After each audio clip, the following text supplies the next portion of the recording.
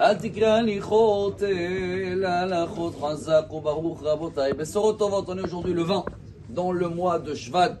On est dans une paracha avec des messages extraordinaires, Mishpatim, tout de suite après Yitro et les 10 commandements. Le premier sujet dans la paracha de cette semaine, qu'on a bien compris que la paracha de la semaine, c'est le journal divin.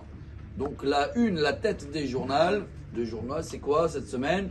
C'est un esclave qui commence comme esclave, après il s'habitue un petit peu, il peut avoir peut-être aussi des enfants sur le chemin, et même quand on veut le libérer, après il dit Ahavti et Adoni et Ishti ve'et banai. J'aime mon maître, j'aime mes enfants, j'aime ma femme.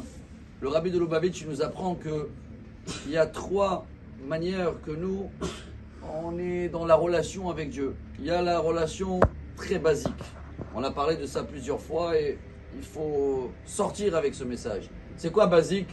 Dieu c'est le patron et il y en a qui se sentent comme des esclaves, des serviteurs. J'ai pas le choix, je suis coincé. Dieu il m'a dit de faire ça et ça et ça. Je suis redevable, il me donne la vie, il me donne la parnassa. Alors je vais mettre les tefilines et je vais faire Shabbat. Et il y en a qui tiennent jusqu'à 120 ans. Patron, serviteur. En deuxième niveau, dans la paracha, il y a déjà le mot ahavti. Non, il y a l'amour, il n'y a pas que la crainte. Il n'y a pas que si tu fais pas, tu vas avoir ça. Quand l'esclave, il commence à comprendre, c'est ça qu'il dit, j'aime mes enfants. Quand tu comprends que Dieu, quand il nous demande de faire des choses, c'est pas parce qu'il a besoin de nous, il n'a pas besoin ni de notre tefilin, ni de notre Shabbat. C'est comme un père qui dit à son fils pour son bien, surtout quand c'est Dieu, fais ça, tu vas voir que c'est pour ton bien.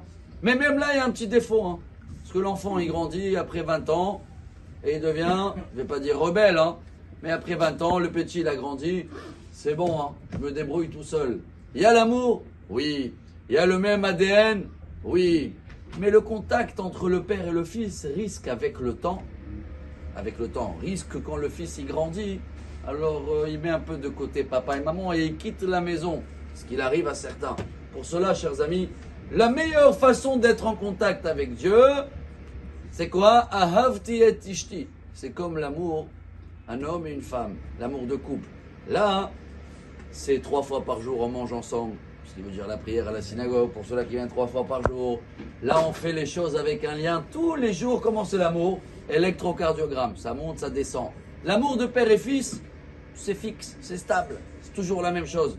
Alors, Rabotai, venez, on essaye de vivre cette paracha. Venez, on ne va pas faire la même erreur qu'on a fait quand on a reçu les 10 commandements. On s'est sauvé après 3 jours. Hein. Voilà, on s'est senti engagé. Et dans le Talmud, Shabbat, page 85, c'est marqué qu'il fallait 1000 ans jusqu'à Achashverosh et Esther pour sortir de l'esclave et dire à Dieu, j'ai compris que tout ce que tu m'as donné, c'est pas parce que tu m'as coincé. Je comprends que tu es mon père. Mais là, on a grandi encore plus et il n'est pas seulement notre patron et notre maître. Et il n'est pas seulement notre père, en plus notre relation d'amour, elle est une relation qu'elle bat tous les jours, des hauts et des bas intenses, comme une relation de couple. Il faut l'entretenir. On ne peut pas venir une fois par an à Kippour, dire bonjour à ta femme et tu repars pendant toute l'année. Tous les jours, on est ensemble. Voilà ce qui se passe en ce moment avec le monde, Dieu, peuple juif, la terre d'Israël. À nous de rattacher un petit peu tous les morceaux. Chacun y connaît dans le niveau où il est. Chacun qui n'est pas dans le bon ligne téléphonique qui change d'opératoire. Bonne journée. Amar Abelazar, Amar Abirayna.